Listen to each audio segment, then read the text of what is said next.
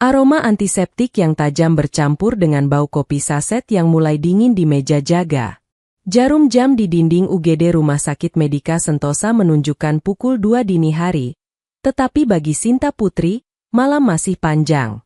Sebagai perawat senior berusia 32 tahun, ia sudah terbiasa dengan kekacauan, darah, dan tangisan keluarga pasien. Namun, kelelahan fisik yang ia rasakan malam ini tidak sebanding dengan beban mental yang menghimpit dadanya setiap kali ponselnya bergetar. Nama, Ibu, muncul di layar. Bukan untuk bertanya kabar, Sinta tahu itu. "Halo, Bu?" jawab Sinta dengan suara serak, sembari memijat pangkal hidungnya. "Kamu di mana?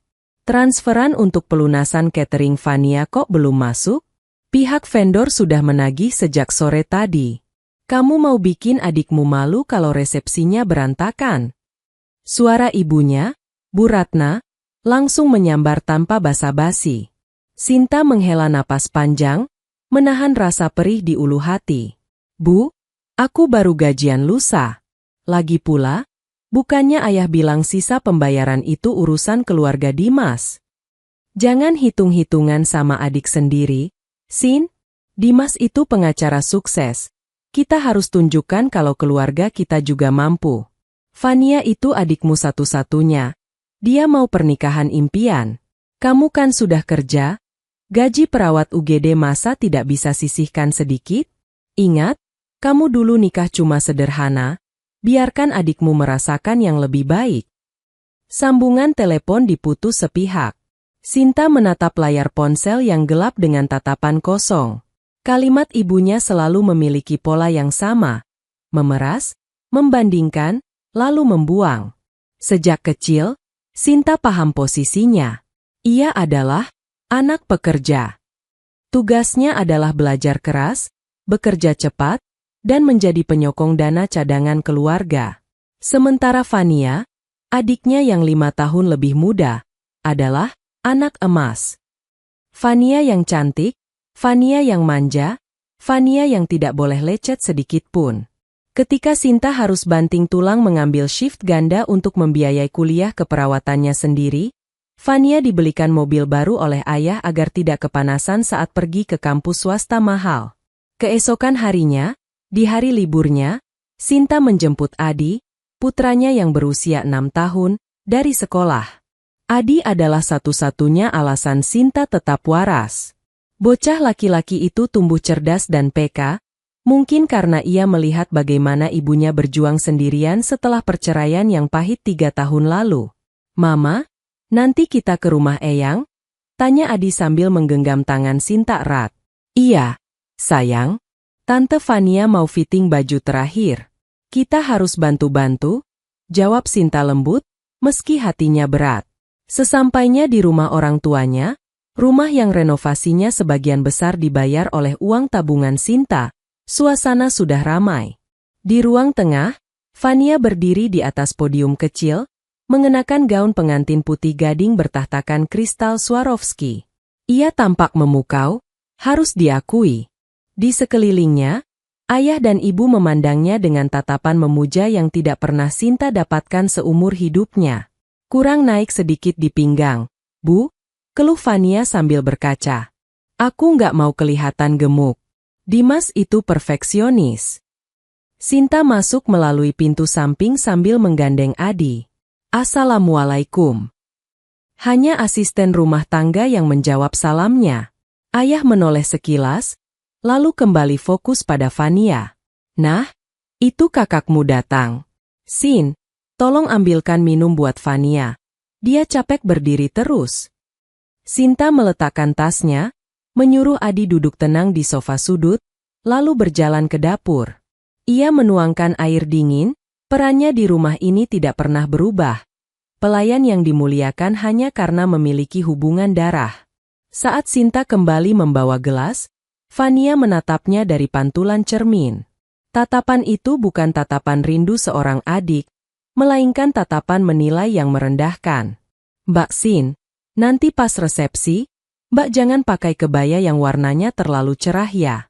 Aku nggak mau tone warnanya tabrakan sama seragam keluarga inti," ucap Fania dingin.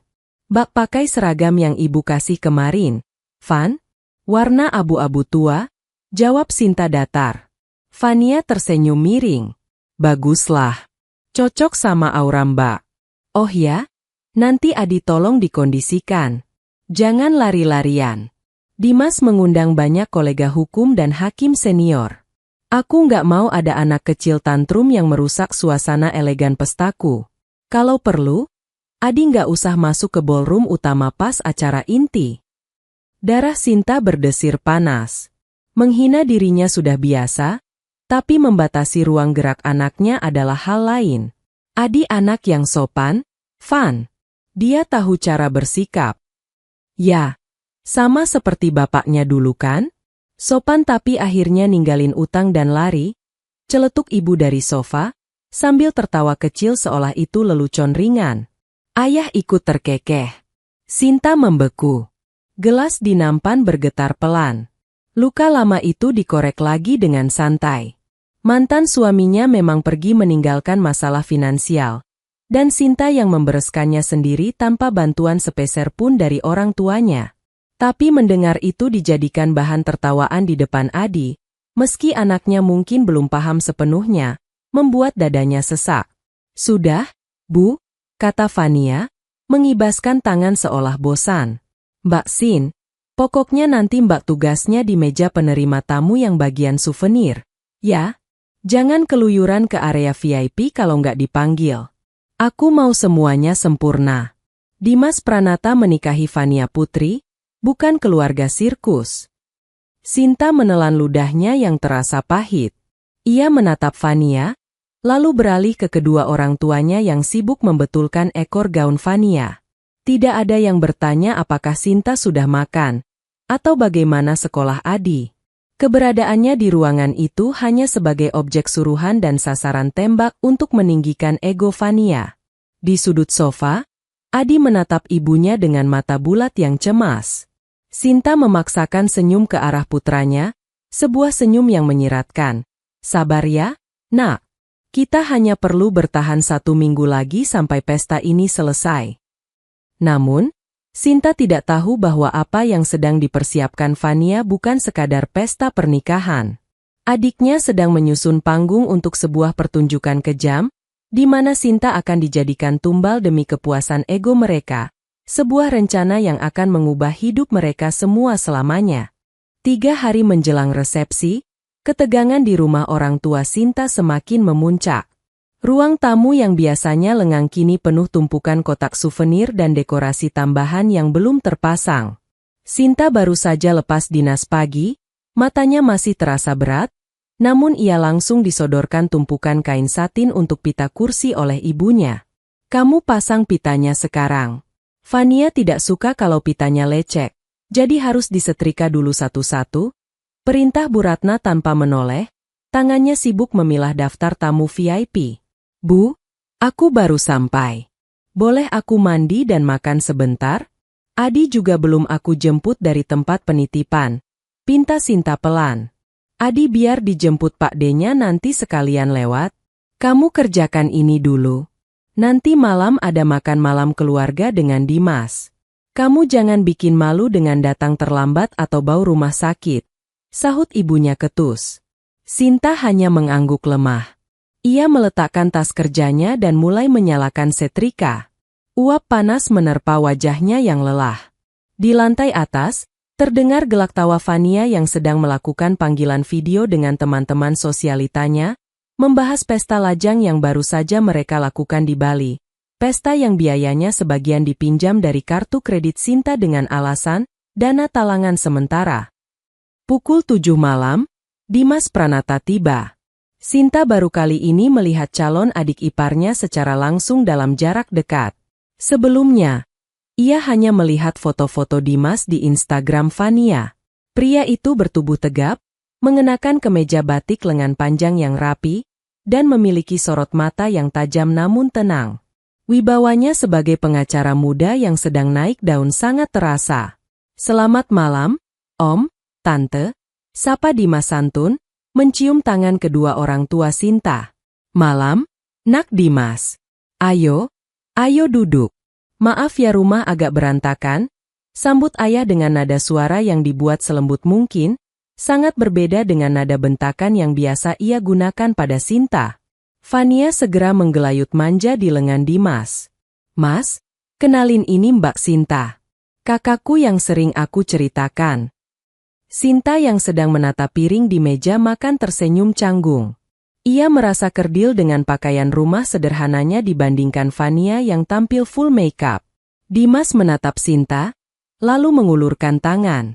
Dimas, senang akhirnya bisa bertemu, Mbak Sinta. Jabat tangan itu terasa tegas dan hangat. Sinta merasakan ada ketulusan di sana, sesuatu yang langka ia temukan di lingkungan keluarganya sendiri. Sinta, selamat ya buat kalian. Oh ya, mana anakmu, Mbak? Tanya Fania tiba-tiba, matanya berkilat licik. Mas Dimas suka anak kecil. Loh, sayang kalau Adi nggak dikenalin. Tepat saat itu, Adi berlari kecil dari ruang belakang membawa mainan robotnya yang sudah agak usang. Mama. Melihat Adi, wajah Dimas berubah cerah. Ia berjongkok menyamakan tingginya dengan bocah itu. Halo, jagoan. Siapa namanya? Adi, jawab Adi malu-malu, bersembunyi di balik kaki Sinta. Adi mau jadi apa kalau sudah besar? Tanya Dimas ramah. Mau jadi dokter, biar bisa sembuhin orang kayak mama. Cicit Adi polos. Hening sejenak. Sinta tersenyum haru, namun Fania buru-buru memotong momen itu dengan tawa yang dibuat-buat. Duh, Adi, cita-cita itu harus realistis dong. Jadi dokter itu sekolahnya mahal. Mama kamu kan cuma perawat, mana sanggup biayain? Celetuk Fania tajam, meski dengan nada bercanda. Mas Dimas, jangan terlalu diladeni, Adi ini memang suka ngayal kayak bapaknya. Dimas terdiam. Ia perlahan berdiri, tatapannya beralih dari Fania ke Sinta, lalu kembali ke Fania. Ada kerutan halus di keningnya, seolah sedang mencerna kalimat barusan. Sinta menunduk, wajahnya panas menahan malu dan amarah. Di depan orang asing, adiknya sendiri merendahkannya tanpa ampun. Setiap anak berhak punya mimpi, Fania. Dan tugas kita orang dewasa untuk mendukung, bukan mematahkan, ucap Dimas datar, namun tekanannya cukup membuat senyum Fania sedikit goyah. Ih, Mas Dimas serius amat sih. Aku kan cuma bercanda biar Mbak Sinta nggak terlalu memanjakan Adi. Fania membela diri dengan manja, menarik tangan Dimas menuju kursi makan utama. Yuk makan. Ibu sudah masak spesial buat Mas. Makan malam itu berlangsung menyiksa bagi Sinta. Orang tuanya sibuk memuji-muji Dimas, membicarakan prestasi Fania semasa kuliah, yang sebagian besar tugasnya dikerjakan oleh Sinta, dan menceritakan betapa sempurnanya keluarga mereka. Sinta hanya diam, sesekali menyuapi Adi, merasa seperti orang asing di meja makannya sendiri. Namun, beberapa kali Sinta menangkap basah Dimas sedang memperhatikannya. Bukan tatapan merendahkan, melainkan tatapan menyelidik. Dimas memperhatikan bagaimana ibu menyuruh Sinta mengambilkan air padahal teko ada di dekatnya. Atau bagaimana ayah memotong pembicaraan Sinta setiap kali ia mencoba bersuara. Saat pamit pulang, Dimas sempat menahan langkah di dekat pintu ketika Fania sedang ke toilet. Ia menghampiri Sinta yang sedang membereskan meja. Mbak Sinta, panggil Dimas pelan. Sinta menoleh kaget. Ya, Mas. Terima kasih makan malamnya. Dan, tolong sampaikan ke Adi, robotnya keren.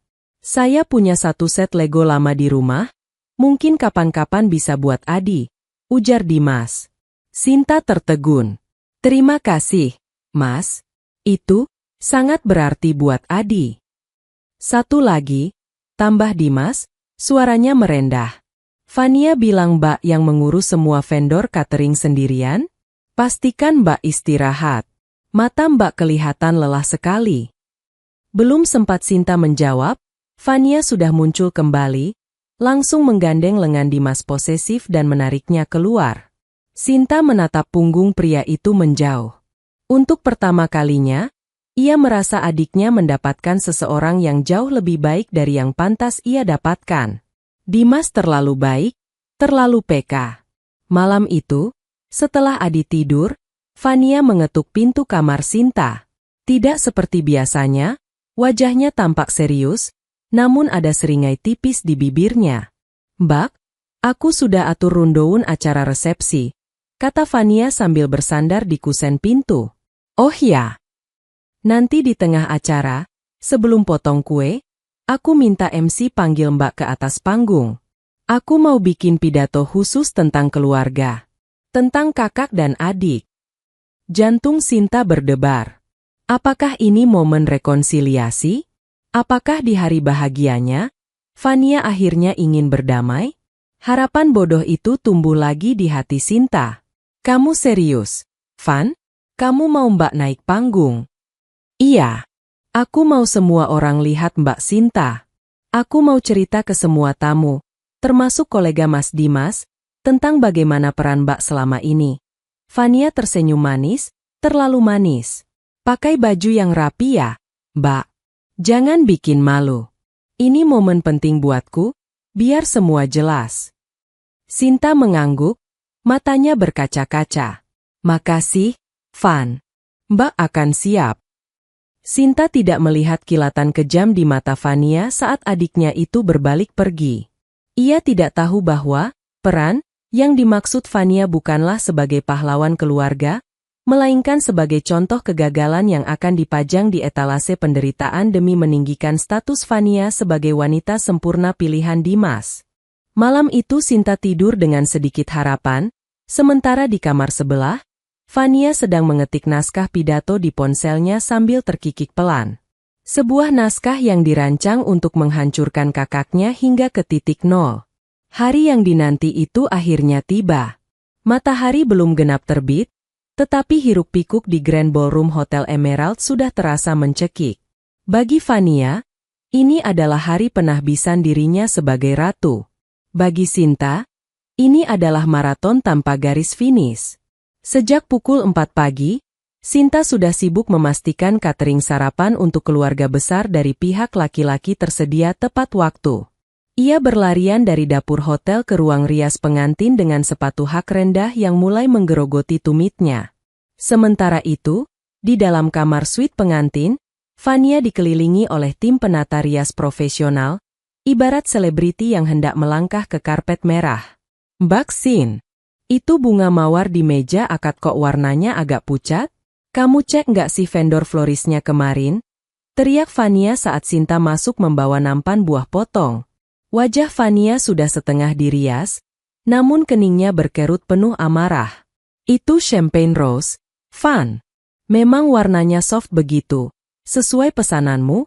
jawab Sinta sabar, mencoba mengatur napas. "Alasan aja.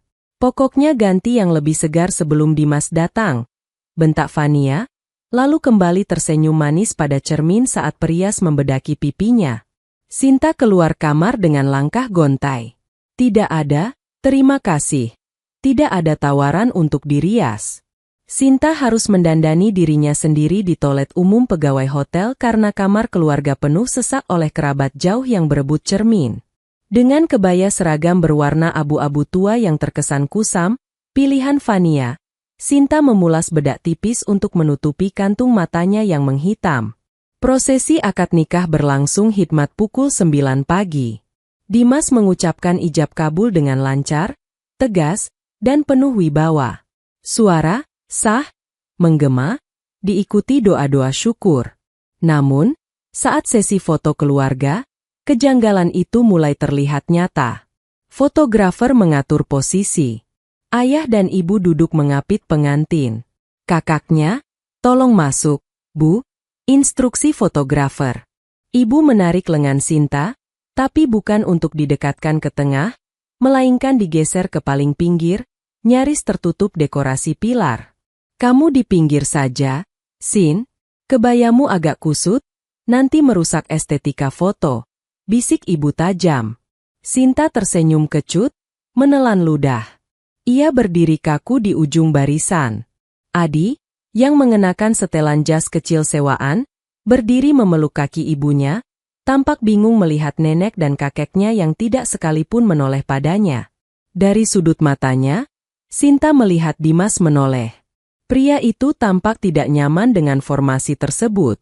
Dimas sempat memberi isyarat tangan agar Sinta mendekat, tetapi Fania dengan sigap mengalihkan perhatian suaminya dengan mencium pipinya mesra di depan kamera. Klik. Momen itu terabadikan. Sebuah keluarga, bahagia, dengan satu anggota yang terpinggirkan. Siang harinya, resepsi dimulai. Tamu-tamu berdatangan bak air bah. Mereka bukan orang sembarangan. Rekan-rekan pengacara Dimas, hakim, pejabat daerah, hingga sosialita teman-teman Fania. Musik orkestra mengalun megah. Fania dan Dimas berdiri di pelaminan bagaikan raja dan ratu sehari. Sinta tidak berdiri di barisan penerima tamu VIP. Sesuai instruksi Fania, ia ditempatkan di meja souvenir di dekat pintu keluar, posisi yang biasanya diisi oleh sepupu jauh atau wedding organizer. Tugasnya membagikan bingkisan sambil tersenyum ramah pada ratusan orang yang tidak ia kenal.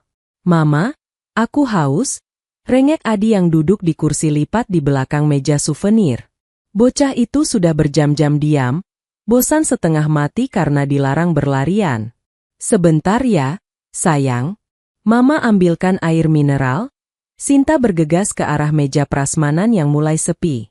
Saat sedang menuang air, Sinta berpapasan dengan Dimas yang turun dari pelaminan untuk menyapa tamu VIP di meja bundar. Pria itu tampak gagah, namun ada guratan lelah di wajahnya. "Mbak Sinta?" sapa Dimas, sedikit terkejut menemukan kakak iparnya di area belakang. "Kok nggak makan? Kenapa malah jaga souvenir? Bukannya ada Weo?" Sinta tersenyum canggung. "Nggak apa-apa, Mas. Weo-nya kurang orang, Fania minta aku bantu biar lancar." Dimas mengerutkan kening, matanya menyapu penampilan Sinta. Kebaya abu-abu itu membuatnya terlihat seperti staf catering daripada kakak kandung mempelai wanita. "Mbak sudah makan? Adi mana?" "Adi di belakang meja sana. Aman kok, Mas." Dimas tampak ingin mengatakan sesuatu, semacam protes atau kemarahan yang tertahan, namun suara MC tiba-tiba menggema memenuhi ruangan, memotong percakapan mereka. "Hadirin sekalian, mohon perhatiannya sejenak." Suara MC yang lantang membuat dengung percakapan tamu mereda. "Kita telah sampai di momen yang sangat spesial. Sang mempelai wanita, Ibu Fania Putri, ingin mempersembahkan sebuah pidato khusus. Sebuah ungkapan hati untuk sosok yang sangat berarti dalam hidupnya." Jantung Sinta berdegup kencang. Ini waktunya, batinnya. Harapan naif itu kembali mekar. Mungkin Fania benar-benar ingin berterima kasih. Mungkin di hadapan orang banyak, adiknya akan mengakui pengorbanan Sinta selama ini. Fania berdiri di tengah panggung, memegang mikrofon dengan anggun. Cahaya lampu sorot terpusat padanya, membuat gaunnya berkilauan menyilaukan mata. Ia tersenyum, senyum yang sulit diartikan. "Terima kasih semuanya sudah datang." Suara Fania terdengar manis, mendayu-dayu.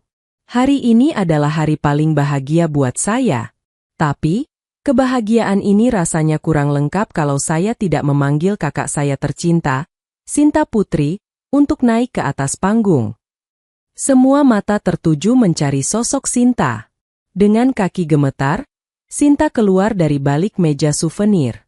Ia merapikan kebayanya, menggandeng tangan Adi, karena ia tak berani meninggalkan anaknya sendirian, dan berjalan perlahan menuju panggung. Tepuk tangan sopan terdengar dari para tamu. Sinta menaiki anak tangga panggung dengan hati berdebar. Ia melihat orang tuanya duduk di meja VIP depan panggung, tersenyum lebar. Ia melihat Dimas yang berdiri di samping Fania, wajahnya tampak bingung namun menunggu. Sinta sampai di tengah panggung. Fania merangkul bahunya erat, sangat erat hingga kuku-kukunya terasa menancap di kulit Sinta. "Ini kakak saya, Sinta," ucap Fania pada hadirin. "Dia adalah wanita yang kuat, sangat kuat." Sinta tersenyum haru, matanya mulai berkaca-kaca.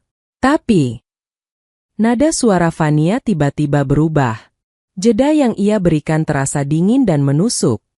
Kekuatan Mbak Sinta lahir dari kesalahan-kesalahan fatal yang dia buat sendiri. Dan hari ini, di hadapan suami saya yang sangat peduli pada moral dan integritas, saya ingin menjadikan kisah kakak saya sebagai pelajaran bagi kita semua. Senyum di wajah Sinta membeku seketika. Lampu sorot terasa semakin panas. Di sampingnya, Dimas menoleh cepat ke arah istrinya dengan tatapan tak percaya.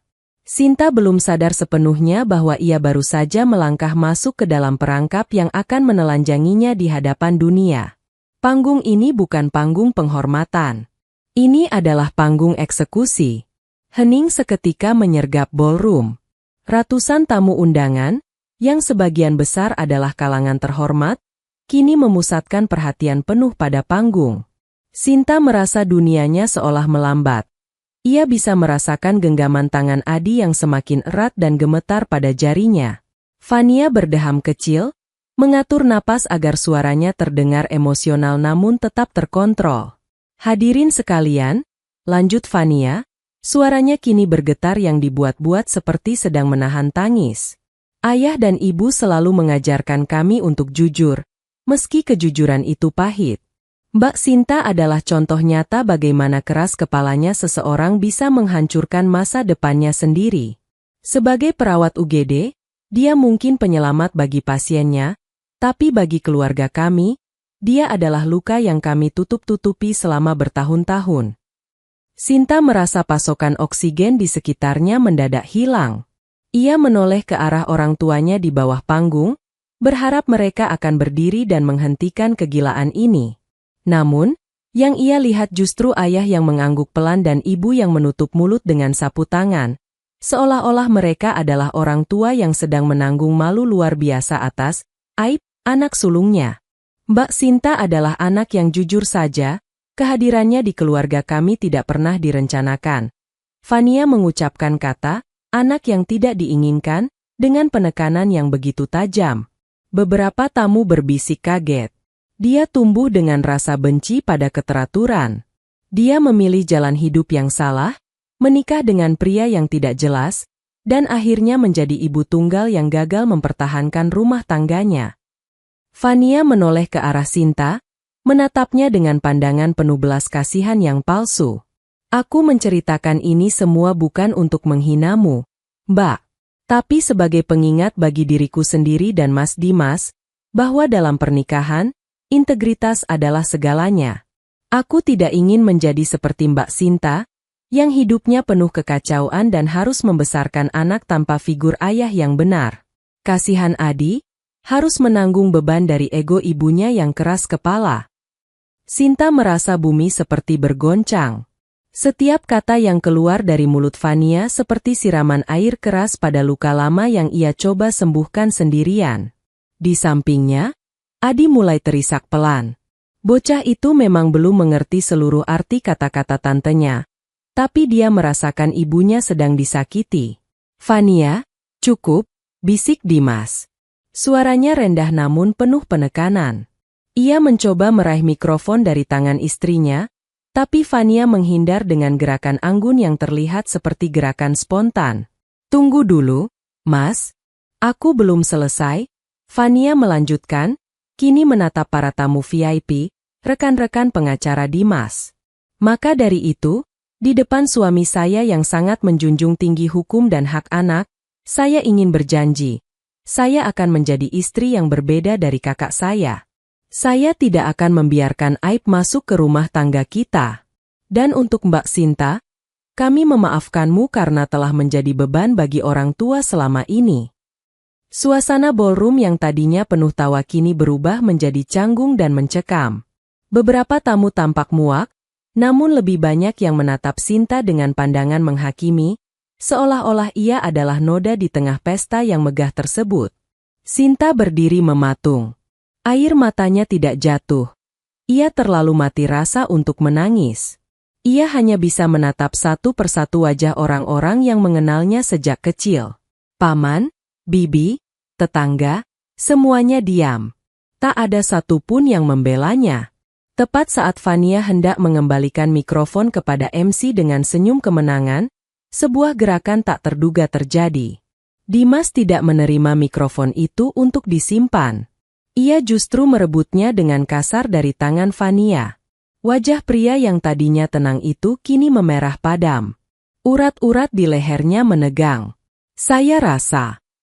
Suara Dimas menggelegar melalui pengeras suara, jauh lebih kuat dan berwibawa daripada suara Fania tadi. Seluruh ruangan mendadak sunyi senyap, bahkan musik pengiring pun berhenti seketika. Saya rasa, ada kesalahan besar dalam pidato istri saya tadi, lanjut Dimas. Ia melangkah satu tindak ke depan, berdiri tepat di antara Fania dan Sinta.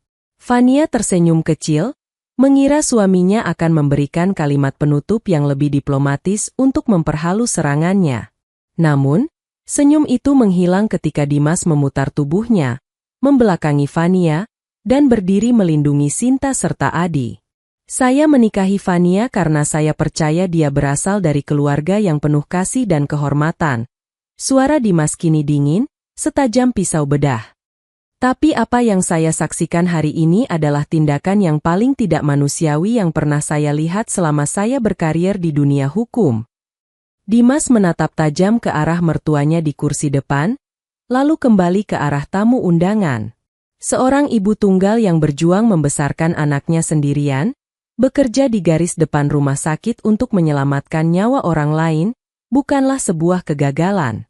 Itu adalah pahlawan. Dan menyebut anak kecil di samping saya ini sebagai beban atau produk kegagalan, adalah sebuah penghinaan terhadap kemanusiaan itu sendiri. Fania ternganga.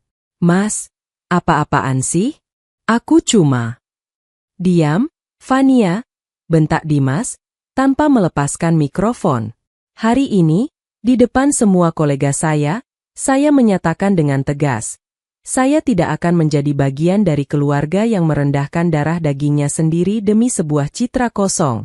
Jika kalian berpikir bahwa menghina seorang wanita yang berjuang sendirian adalah sebuah hiburan, maka kalian salah besar. Dimas kemudian berbalik, menatap Sinta yang masih terpaku. Ia melepaskan jas mewahnya, lalu menyampirkannya ke bahu Sinta yang gemetar. Ayo, Mbak. Selesai sudah. Kita keluar dari tempat ini, ucap Dimas dengan nada yang tiba-tiba melunak, hanya untuk Sinta. Kehancuran yang direncanakan Fania untuk kakaknya justru meledak di wajahnya sendiri. Di bawah sorotan lampu yang sama, kini Fanialah yang tampak kecil, kejam, dan menjijikkan di mata semua orang. Suasana ballroom yang tadinya megah seketika berubah menjadi arena penghakiman yang canggung. Bisik-bisik tamu undangan terdengar seperti desis ular, bukan lagi memuji kecantikan pengantin, melainkan mempertanyakan kewarasan keluarga tersebut. Fania berdiri mematung, wajahnya yang tertutup makeap mahal kini pucat pasi. Ia menatap punggung suaminya dengan tatapan tak percaya. Mas, kamu mempermalukan aku di depan semua orang. Suara Fania bergetar, nyaris berupa bisikan yang tercekat di tenggorokan. Dimas menoleh sedikit, memberikan tatapan yang begitu dingin hingga Fania tersentak mundur. Bukan aku yang mempermalukanmu, Fania. Kamu melakukannya sendiri dengan sangat baik sejak kamu memegang mikrofon itu. Dimas tidak peduli lagi pada prosedur pesta. Ia merangkul pundak Sinta yang masih kaku karena syok, lalu menunduk menatap Adi. Ayo, Adi, kita pergi dari sini. Kita cari tempat yang lebih hangat. Sinta merasa kakinya seberat timah. Ia melihat ibunya, Bu Ratna, berdiri dari kursi VIP dengan wajah merah padam karena malu. Ibunya mencoba mendekat, mungkin untuk meredam situasi atau mungkin untuk menyalahkan Sinta kembali. Dimas, tunggu. Ini cuma salah paham, Fania cuma bercanda. Dia cuma mau memotivasi kakaknya. Teriak Bu Ratna, suaranya melengking di tengah ruangan yang sunyi. Dimas berhenti melangkah, namun ia tidak berbalik. Memotivasi dengan cara menguliti harga diri orang lain di depan publik bukanlah gaya hidup yang saya anut, Bu. Selamat menikmati sisa pestanya. Mereka bertiga berjalan membelah kerumunan tamu. Sinta bisa merasakan ratusan pasang mata menatapnya, beberapa dengan tatapan kasihan, beberapa dengan rasa hormat yang baru tumbuh, dan sebagian besar dengan rasa ingin tahu yang liar. Jas hitam milik Dimas yang tersampir di bahunya terasa berat namun memberikan perlindungan yang selama ini tidak pernah ia dapatkan dari keluarganya sendiri. Begitu sampai di lobi hotel yang dingin, udara segar terasa seperti oksigen pertama setelah tenggelam. Dimas langsung memanggil sopirnya. "Mas Dimas, kenapa?" Sinta akhirnya bersuara, suaranya pecah. "Ini pernikahanmu. Kamu baru saja mengucap janji beberapa jam lalu. Kenapa kamu melakukan ini untukku?" Dimas menatap Sinta dalam-dalam. "Karena saya seorang pengacara, Mbak. Tugas saya adalah membela kebenaran. Tapi lebih dari itu, saya adalah manusia. Saya tidak bisa membangun rumah tangga di atas puing-puing penderitaan orang lain. Apa yang mereka lakukan tadi, itu bukan keluarga. Itu adalah penganiayaan mental." Sinta menunduk, air mata yang sejak tadi ia tahan akhirnya tumpah membasahi pipinya. Semua rasa sakit selama 32 tahun, semua rasa lelah menjadi anak buangan, dan semua penghinaan yang ia telan bulat-bulat demi menjaga perasaan orang tuanya, seolah meledak keluar. "Mama, jangan nangis." Adi memeluk pinggang Sinta, ikut terisak karena takut melihat ibunya hancur. "Mbak Sinta, saya akan minta sopir mengantar Mbak dan Adi pulang. Jangan kembali ke rumah orang tua Mbak malam ini. Ambil napas, pikirkan langkah selanjutnya," ujar Dimas dengan nada tegas namun menenangkan. "Lalu bagaimana dengan Mas Dimas? Acara di dalam belum selesai?" tanya Sinta cemas. Dimas melihat kembali ke pintu kaca besar menuju ballroom. Di sana, ia bisa melihat Fania sedang ditenangkan oleh ibunya sementara para tamu mulai berbondong-bondong keluar dengan wajah kecewa. "Ada konsekuensi untuk setiap tindakan, Mbak. Fania harus belajar bahwa kata-kata memiliki harga yang sangat mahal," jawab Dimas singkat. Ia membukakan pintu mobil untuk Sinta dan Adi. "Pulanglah. Saya akan mengurus kekacauan di dalam." Mobil itu melaju meninggalkan hotel mewah tersebut. Sinta menoleh ke belakang, melihat bayangan gedung itu semakin mengecil. Di dalam sana, pesta pernikahan impian adiknya telah berubah menjadi pemakaman reputasi keluarga mereka. Malam itu, di dalam mobil yang sunyi, Sinta memeluk Adi erat-erat. Ia menyadari satu hal, hidupnya tidak akan pernah sama lagi. Jembatan yang menghubungkannya dengan orang tuanya dan Fania telah terbakar habis, dan anehnya, di tengah kesedihan yang mendalam, Sinta merasakan sebuah kebebasan yang belum pernah ia rasakan sebelumnya. Namun, ia juga tahu, badai sesungguhnya baru saja dimulai. Keluarga putri tidak akan diam setelah dipermalukan seperti ini. Malam itu, Sinta tidak pulang ke rumah orang tuanya untuk mengambil barang-barang yang tersisa. Ia membawa Adi langsung ke kontrakan kecilnya di dekat rumah sakit, sebuah tempat sederhana yang selama ini sering dicemooh Fania sebagai gudang pengap. Di dalam kesunyian kamar, Sinta terduduk di tepi tempat tidur, masih mengenakan kebaya abu-abu yang kini terasa seperti kain kafan bagi masa lalunya. Pukul 11 malam, ponselnya meledak dengan panggilan dan pesan singkat. Semuanya dari ibu dan ayah. Sinta mematikan suaranya, namun layar yang terus menyala menunjukkan rentetan kalimat penuh amarah. "Kamu puas sekarang? Kamu sudah menghancurkan hidup adikmu. Anak tidak tahu diuntung. Dimas pergi meninggalkan resepsi gara-gara pembelaan bodohnya padamu. Jangan berani-berani menampakkan wajah di rumah ini lagi kalau kamu tidak minta maaf pada Fania dan suaminya." Sinta menatap layar itu dengan mata sembab. Menariknya, tidak ada satupun pesan yang bertanya, "Apakah kamu baik-baik saja?" Atau, "Maafkan kata-kata Fania tadi." Fokus mereka tetap pada reputasi, pada Fania, dan pada kekacauan yang menurut mereka disebabkan oleh keberadaan Sinta. Keesokan paginya, kejutan lain datang. Sinta sedang menyiapkan sarapan sederhana untuk Adi ketika pintu kontrakannya digedor dengan kasar.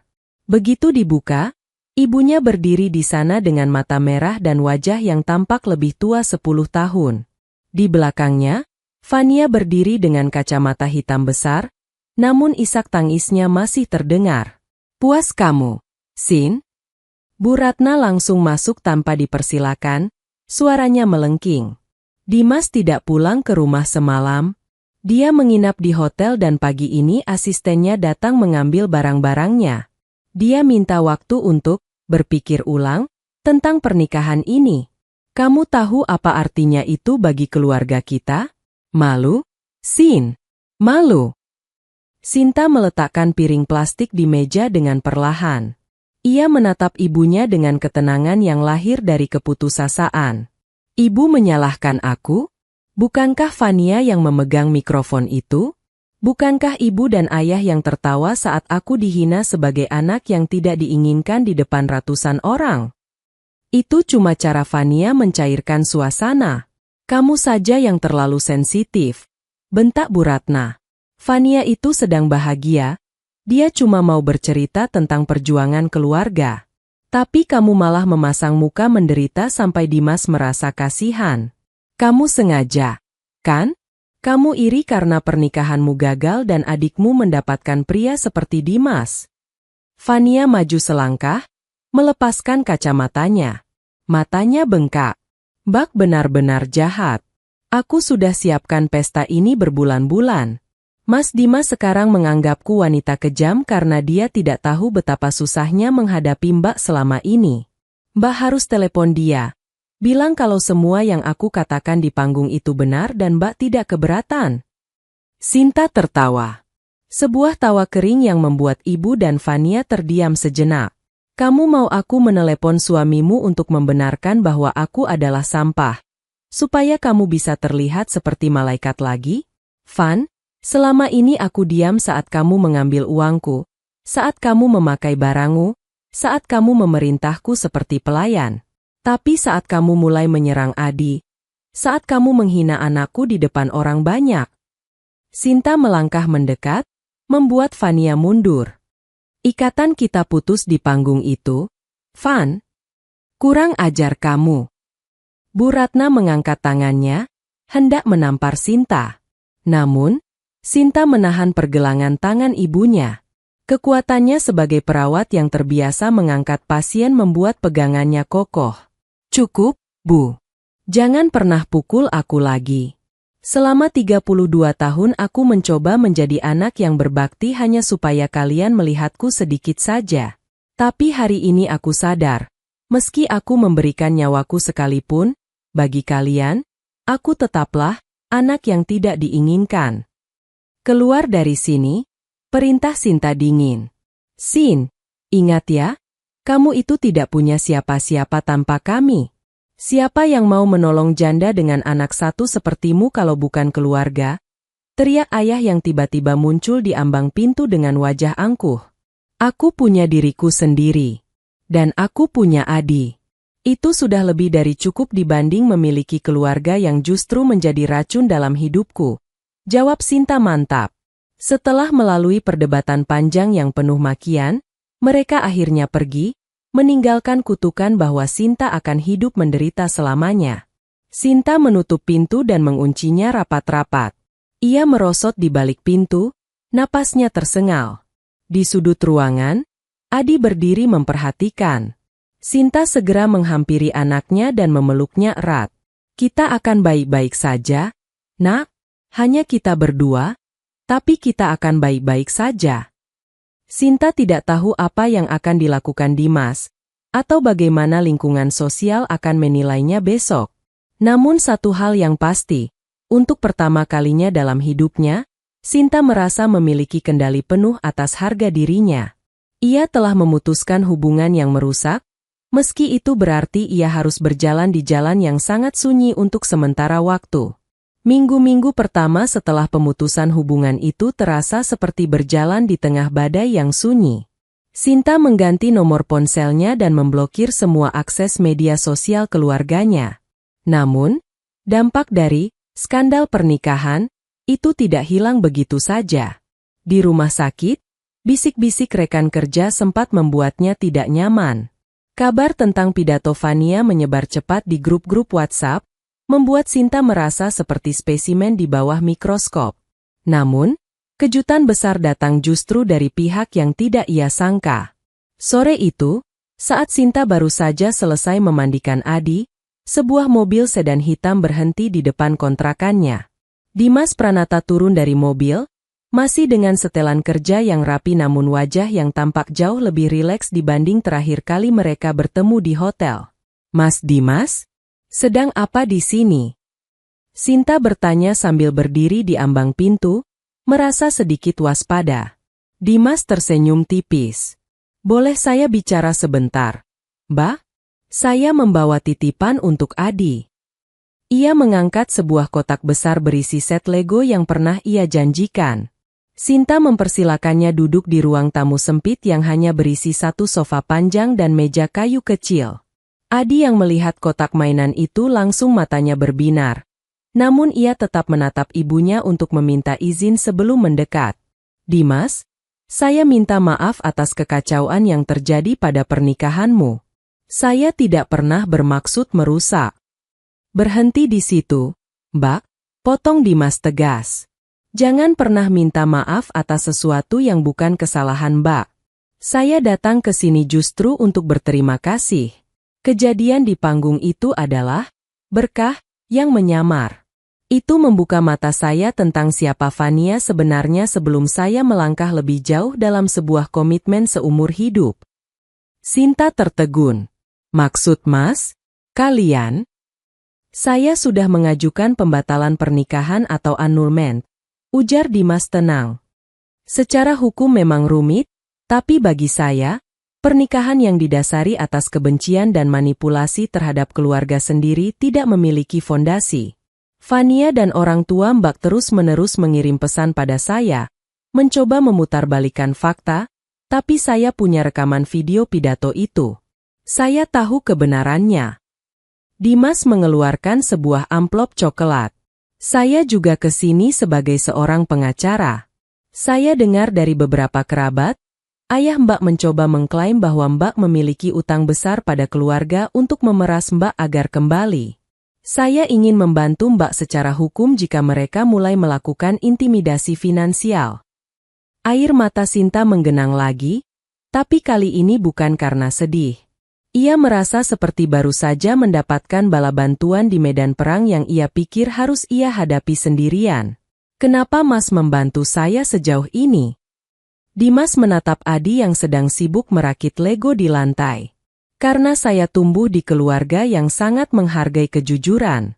Melihat Mbak bertahan di UGD, membesarkan anak dengan penuh kasih meski ditekan dari segala arah. Itu adalah bentuk integritas yang jarang saya temui. Saya tidak membantu Mbak karena kasihan, Mbak Sinta. Saya membantu karena Mbak layak mendapatkan keadilan." Percakapan sore itu berakhir dengan sebuah kesepakatan. Dimas akan menjadi penasihat hukum pribadi Sinta untuk memastikan bahwa ia dan Adi benar-benar terlindungi dari gangguan keluarganya. Malam itu, setelah Dimas pulang, Sinta melihat Adi tertidur pulas di samping rakitan Legonya.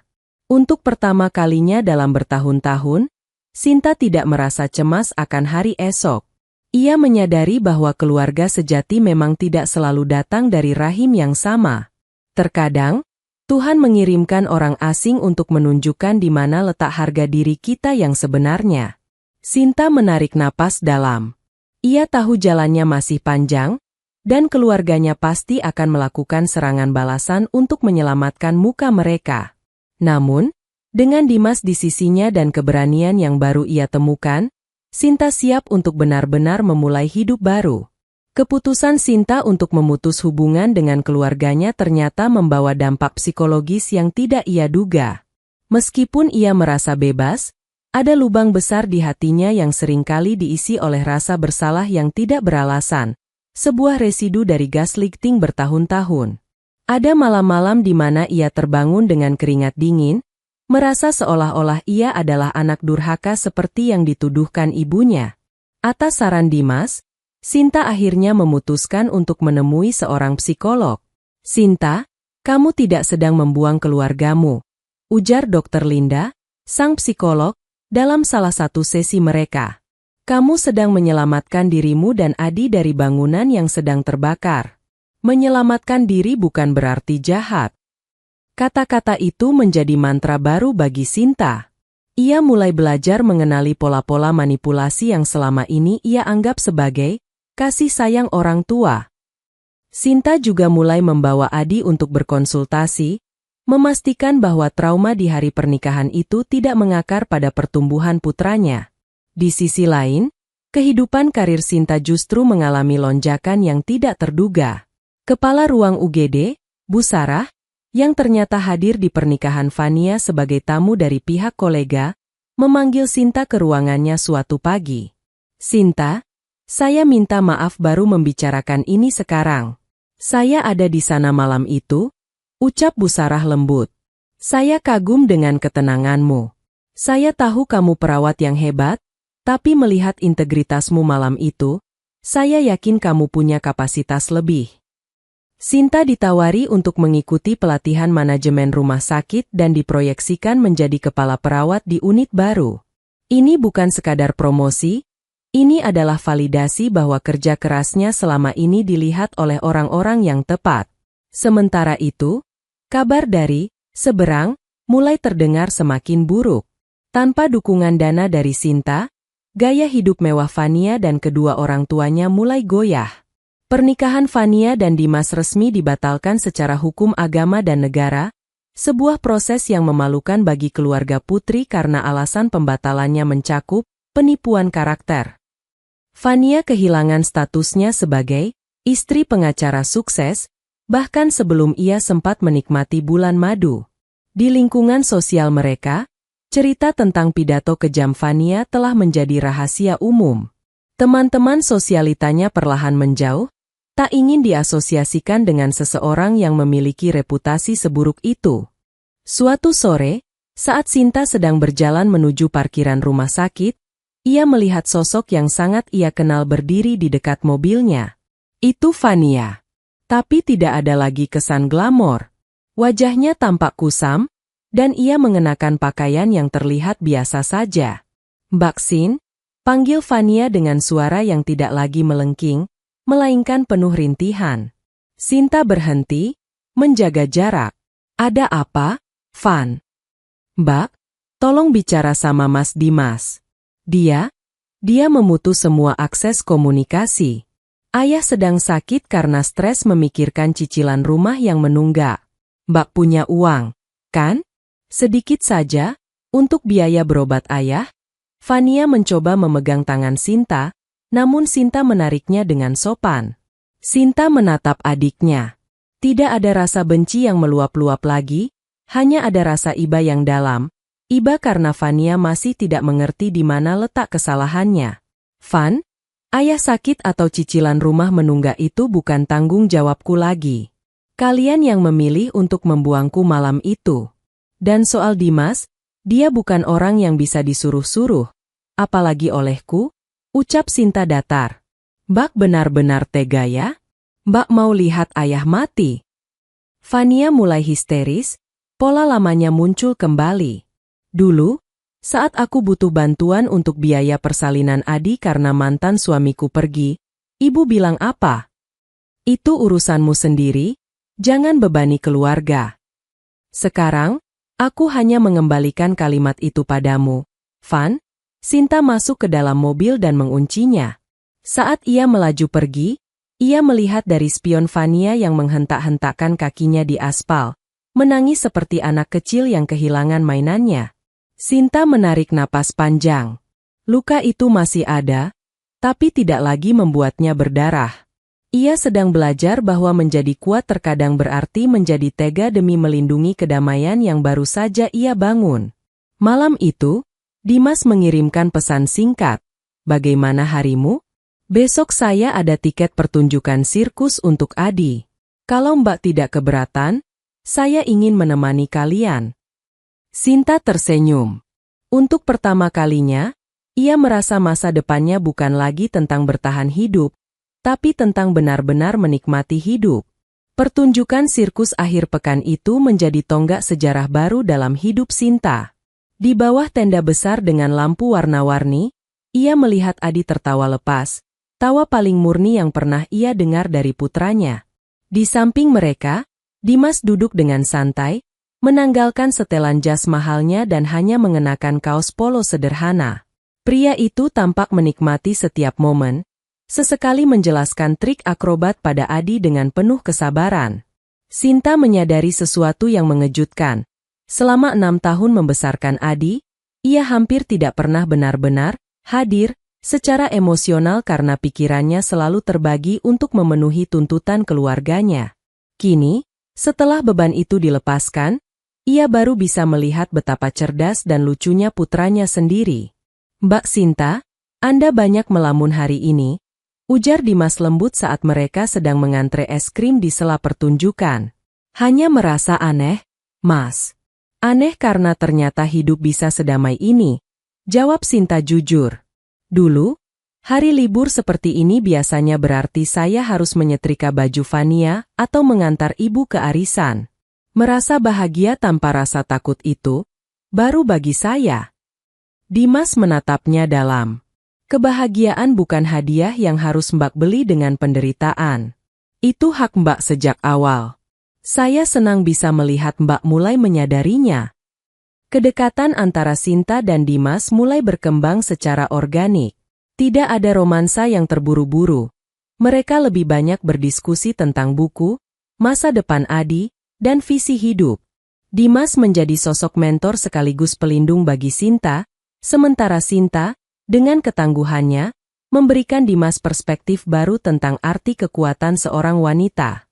Namun, ketenangan itu kembali terusik ketika sebuah surat resmi tiba di rumah sakit tempat Sinta bekerja. Surat itu berasal dari pengacara yang disewa oleh orang tuanya. Rupanya, ayah dan ibu tidak terima kehilangan sumber dana mereka. Mereka menuntut Sinta untuk memberikan tunjangan bulanan tetap dengan alasan kewajiban anak terhadap orang tua yang sudah tidak berdaya. Sinta gemetar saat membaca tuntutan itu. Mereka bahkan melampirkan rincian biaya yang mereka klaim telah dikeluarkan untuk membesarkan Sinta sejak kecil. Sebuah tindakan yang sangat tidak masuk akal dan menghina. "Mereka benar-benar ingin menguras setiap tetes keringatku, Mas," lapor Sinta pada Dimas malam itu di sebuah kafe. Dimas membaca dokumen itu dengan kening berkerut, namun ia justru tersenyum sinis. Ini adalah langkah putus asa. Secara hukum, tidak ada dasar kuat bagi mereka untuk menuntut biaya masa kecil sebagai utang. Tapi jika mereka ingin bermain di jalur hukum, kita akan ladeni. Saya yang akan menangani ini secara pro bono. Tapi ini akan menjadi skandal lagi, Mas. Aku tidak ingin namamu terseret lebih jauh, ujar Sinta cemas. Nama saya sudah terseret sejak saya merebut mikrofon di pernikahan itu, Sinta. Jawab Dimas sambil menggenggam tangan Sinta di atas meja. Dan saya tidak menyesalinya sedikit pun. Kita akan tunjukkan pada mereka bahwa harga diri tidak bisa dibeli dengan ancaman hukum. Dimas membalas surat tersebut dengan somasi balik yang jauh lebih kuat. Ia melampirkan bukti-bukti transfer uang Sinta selama 10 tahun terakhir yang nilainya sudah jauh melampaui biaya membesarkan seorang anak. Dimas juga mengancam akan menuntut balik atas pencemaran nama baik dan eksploitasi finansial jika mereka terus mengganggu Sinta. Gertakan Dimas berhasil. Orang tua Sinta, yang tidak memiliki dana untuk membayar pengacara mahal dalam jangka panjang, akhirnya mundur dengan rasa malu yang semakin berlipat. Di saat itulah, Sinta benar-benar paham bahwa keluarga sejati bukanlah mereka yang mencatat setiap pengorbanan sebagai utang, melainkan mereka yang berdiri di depanmu saat dunia mencoba menjatuhkanmu. Bersama Adi dan dukungan tulus dari Dimas, Sinta mulai merancang fondasi hidup yang tidak lagi dibangun dari rasa takut, melainkan dari kasih dan penghormatan. 6 bulan telah berlalu sejak badai di hari pernikahan itu. Kehidupan Sinta kini memiliki ritme yang jauh lebih tenang. Sebagai kepala perawat yang baru dilantik, ia tidak lagi hanya berkutat dengan kegawat daruratan di meja operasi, tetapi juga mengelola tim. Kepemimpinannya yang empatik, Lahir dari bertahun-tahun menjadi pengamat di keluarganya sendiri, membuatnya sangat dicintai oleh rekan sejawat. Suatu pagi, Sinta berdiri di depan cermin, merapikan seragam barunya yang berwarna biru laut. Di sampingnya, Adi sedang sibuk memasukkan buku-buku ke dalam tas sekolahnya. "Mama, hari ini aku ada kelas menggambar. Aku mau gambar rumah kita yang baru," kata Adi dengan mata berbinar. Sinta tersenyum, mengacak rambut putranya. Mereka memang baru saja pindah ke sebuah unit apartemen yang lebih aman dan nyaman, hasil dari tabungan Sinta yang kini tidak lagi bocor untuk membiayai gaya hidup Fania. Rumahnya harus ada jendela yang besar ya, supaya matahari bisa masuk. Sore harinya, Dimas menjemput mereka untuk makan malam merayakan kenaikan jabatan Sinta. Hubungan mereka telah mencapai tahap di mana kehadiran satu sama lain terasa seperti kebutuhan, bukan sekadar kewajiban. Dimas telah menjadi figur pria dewasa yang stabil bagi Adi, seorang pria yang mengajarkan bahwa kekuatan tidak diukur dari suara yang keras, melainkan dari keteguhan prinsip. Namun, di tengah kebahagiaan itu, Sinta mendapatkan kabar tentang kondisi terakhir keluarganya dari seorang sepupu jauh yang masih berempati padanya. Fania dikabarkan mengalami depresi ringan setelah lamaran dari seorang pengusaha gagal karena latar belakang keluarga putri yang kini dianggap bermasalah. Orang tuanya terpaksa menjual mobil dan pindah ke rumah yang lebih kecil di pinggiran kota untuk menutupi utang-utang yang menumpuk. Tanpa Sinta sebagai penopang ekonomi, topeng kemewahan mereka runtuh seketika, menyisakan realita pahit yang harus mereka telan sendiri. "Mbak Sinta, ada surat untukmu," ujar Dimas saat mereka bertemu di restoran. Ia menyerahkan sebuah amplop putih bersih. Sinta membukanya dengan ragu. Itu adalah surat dari ibunya. Tidak ada lagi makian atau tuntutan uang di dalamnya. Hanya ada satu kalimat pendek yang ditulis dengan tangan yang gemetar. "Sin, ibu kangen Adi." Sinta terdiam cukup lama, menatap tulisan tangan yang sangat ia kenali itu. Dulu, surat seperti ini akan langsung membuatnya lari kembali ke pelukan mereka, mengabaikan semua rasa sakit demi secercah perhatian. Namun, sesi terapinya telah mengajarinya tentang boundaries atau batasan. "Apa yang akan Mbak lakukan?" tanya Dimas lembut. Sinta melipat kembali surat itu. "Aku memaafkan mereka, Mas. Aku sungguh memaafkan. Tapi memaafkan bukan berarti membiarkan mereka masuk kembali dan merusak kedamaian yang baru saja kami bangun. Untuk saat ini, jarak adalah bentuk kasih sayang terbaik yang bisa kuberikan pada diriku sendiri." Sinta menyadari bahwa ibunya mungkin merindukan Adi, atau mungkin merindukan kenyamanan yang dulu Sinta berikan. Namun, ia tidak akan membiarkan putranya tumbuh dalam lingkungan yang membedakan harga diri manusia berdasarkan status. Malam itu, di bawah kerlip lampu kota, Sinta merasa dirinya benar-benar telah pulang. Bukan ke rumah masa kecilnya yang penuh intimidasi, melainkan ke dalam dirinya sendiri. Seorang wanita yang mandiri, seorang ibu yang tangguh, dan seorang pasangan yang dihargai. Karirnya stabil, putranya tumbuh bahagia, dan ia menemukan cinta yang tidak menuntutnya untuk menjadi orang lain. Ketenangan hidup Sinta kembali diuji saat sebuah berita duka datang. Ayahnya terkena serangan jantung dan harus dilarikan ke rumah sakit tempat Sinta bekerja. Sebagai perawat senior, Sinta adalah orang pertama yang menerima informasi tersebut di sistem pendaftaran pasien. Jantung Sinta berdegup kencang. Ada gejolak batin yang luar biasa antara instingnya sebagai seorang perawat dan lukanya sebagai seorang anak. Namun, profesionalisme menang. Ia memastikan ayahnya mendapatkan penanganan terbaik di ruang ICU, meski ia sendiri memilih untuk tidak menjadi perawat yang menangani ayahnya secara langsung guna menghindari konflik kepentingan dan emosional. Di ruang tunggu, Sinta melihat ibu dan Fania. Penampilan mereka jauh dari kata mewah yang dulu selalu mereka banggakan. Ibu tampak ringkih dengan rambut yang mulai memutih tak terawat, sementara Fania duduk di sudut dengan pandangan kosong, mengenakan pakaian yang sudah pudar warnanya. "Sin."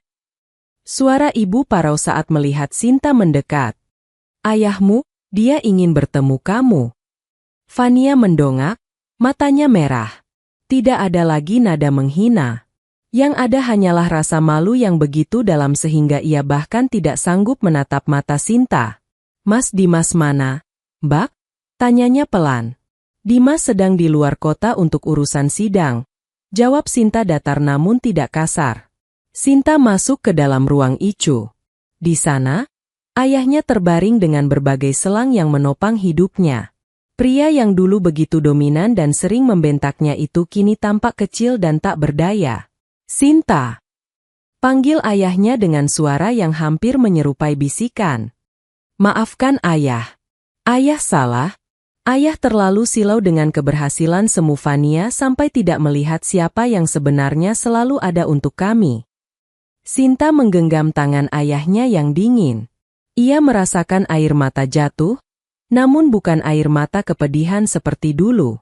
Ini adalah air mata pelepasan. Sudah aku maafkan, ya? Sejak lama. Sejak lama. Sejak lama. Sejak lama. Sejak lama.